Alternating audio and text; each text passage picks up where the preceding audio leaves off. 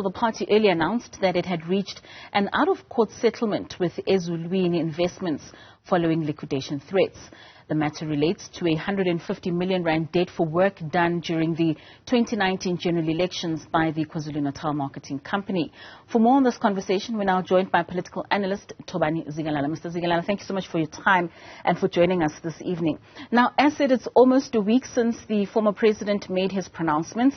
Initially, it seemed as though some members of the top six of the ANC seemed quite nonchalant about his utterances. However, as the week progressed, we seem to know that there have been meetings held on whether or not he'll be invited to the January 8th statement, on whether or not the integrity and the disciplinary committees will be taking any action against the former statesman. It seems as though these pronouncements have made some kind of a rumble and tumble within Luthuli House.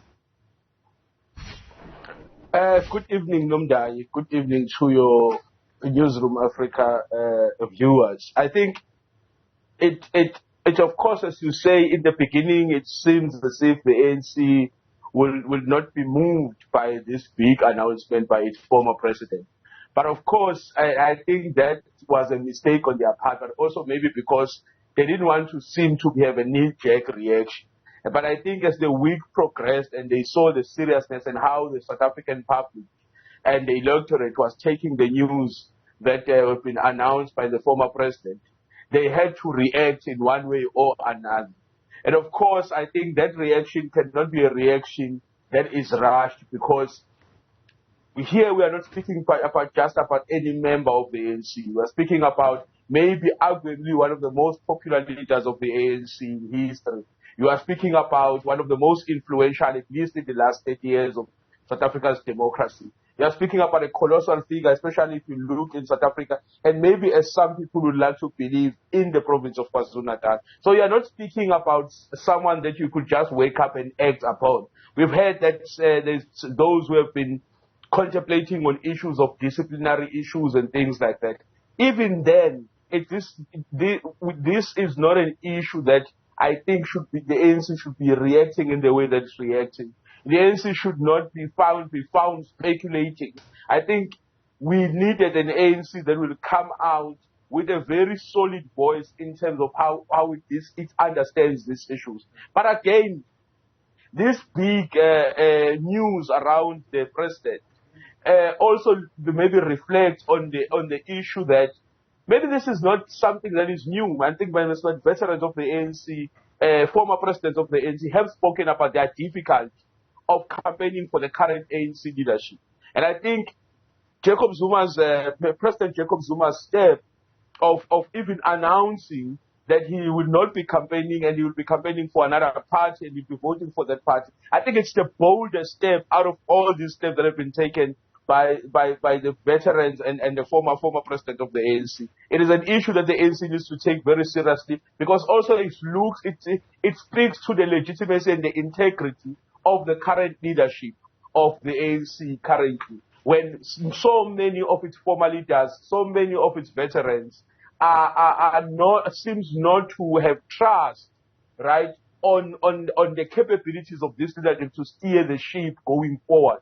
I mean, this leadership has faced many issues, from unpaid workers to unpaid debt, and almost having its property being seized by the sheriff, and many other issues. Of course, not forgetting the issues faced by South African society under this current leadership of the ANC and leadership of the country. It is a time where the ANC needed to not act as if this does not hurt the integrity of the ANC and the stability of the ANC, and does not put the leadership of the ANC under microscope. I think the ANC here needed to come out very strongly to react in a way that says they have seen this and they know that it is a serious issue. But this idea of acting as if it's not serious, I do not think that it assists them. Speaking about those reactions, Mr. Zikalala, I mean, the ANC in the KZN region snubbed the former president when it came to his support, or rather supporting him as opposed to supporting Zweli Mkhize for the elective conference in Nasrec last year in December. Was it reasonable for that same leadership to expect support back from the former president? I think there's been very mixed, a mixed reaction towards Zuma, and the treatment and the engagement with Jacob Zuma has been very mixed in such a way that if you look at one time, the president is facing legal troubles, and it doesn't seem as if there is a real commitment of support towards that point. And I think even if the conference announced that, and quickly after the elective conference in 2022 announced that, and there seems that the leadership was going to attend his programs, especially with going into court, but quickly that almost phased away in terms of the usual support that the former president receives. And it seemed as if his name was being used to gain support, but there was no real commitment to supporting him and supporting his legacy. I think when push came to shove and in crunch time, the ANC leadership did not seem to be really committed towards assisting the president, the former president. And I think, of course, conferences in their nature are always contested, and of course, there's always differing views. But the ANC going into the ANC KwaZulu-Natal going into the 2022 conference of the National Conference of the ANC as a divided bloc, speaking on different views. I think even then, the ANC leadership in the province should have seen that there is problems, and they should have made serious avenues to make sure that such divisions are mended. But it seemed that they did not. But of course, as usual, they then came back to engage the former president to be part of those who have become the faces and part of the chief campaigners of its elections campaign. And I think that in itself showed how much the leadership of the ANC seems to not take serious the former president Jacob Zuma, because it seems that they are willing to use his image, his popularity, and his influence in KwaZulu-Natal and in the country. But when it comes to support and real support and seeming to be in solidarity with him and real engagement and showing comradeship towards him, it doesn't seem that there's a real commitment to do that. And I think those are some maybe of the factors that made the former president to finally make this decision. Of course, he makes a point about the current state of the ANC, the current state of the country, and the type of leadership that is present. But I think even the comradeship that has been shown, I think it has been shown by, in particular, the provincial leadership of the ANC in KwaZulu-Natal has had an impact in how he relates and how then he arrives in this decision of saying maybe for the first time, after 64 years as a member of the ANC and more than 30 years of democracy, for the first time, he doesn't see himself casting the vote for the ANC. And I think that is a very big thing. It's not a decision that one arrives at easily. Of course. I think what has been on the minds of many South Africans for the past week is whether disciplinary action will be taken against such behavior. What does the ANC constitution and the moral policy through the eye of the needle actually say when someone behaves in such a way?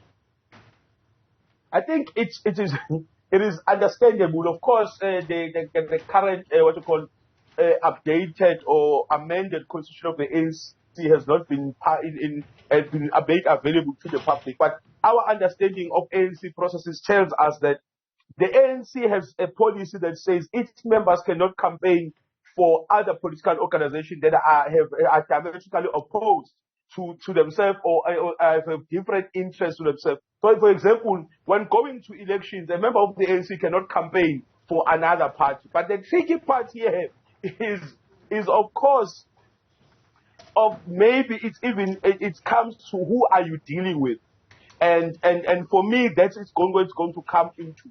But another thing is that the party that Jacob Zuma claims says he's going to vote for, if you read its constitution, it doesn't seem to say that it is opposed to the guiding programs and guiding policies of the African National Congress.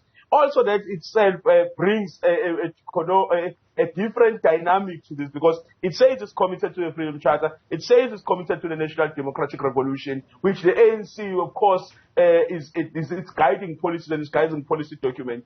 But of course, the ANC almost has no choice here to institute some sort of a disciplinary inquiry, because President Jacob Zuma claims to still to be a member of the ANC, to be committed to be a member of the ANC, but is willing to not participate in the campaigns of the ANC, of which the oath that he takes to be a member of the ANC says he voluntarily makes himself available to all programs of the ANC. So that itself is almost in violation of the oath that is taken by those who join the ANC. And the tricky part is you are doomed if you do, you are doomed if you don't. If you act against it, that may propel his supporters and those who support, those who are influenced by him to even support him even more, to gain him more, it will gain even more numbers. When you don't act, it says something about the strength of the leadership and its commitment to the policies and constitution of the ANC. So it's a very tricky situation that the ANC finds itself in, because of course, also in the past, if you've seen that they've been able to act against a sitting SG of the ANC and even expelled it. Now you have a former president that you must be able to act against. And if you do, you may propel him even further, and you propel the party he's now associated with even further. Because here you are not dealing with just an ordinary member of the ANC. You are not dealing with just an ordinary leader of the ANC. As I've said, you are dealing with maybe one of the most, maybe top 5 most popular leaders of the ANC post-1994. One of the most influential, cutting across all sectors of society. You have seen since he made this announcement on the weekend how much South Africa and many people have been engaged with this idea of Umkhonto party. I mean, a party that people may know very little about, but its association with President Jacob Zuma makes everyone wants to be excited about it and wants to be associated with it. And that, for me, may make everyone who wants to act against former President Jacob Zuma to think twice. Because, as I said, you don't need a knee-jerk reaction. You need a very considered reaction towards it. Because any move you make may be very detrimental towards the success of the ANC in the next elections. Right. Thobani Zikalala, thank you so much for your time.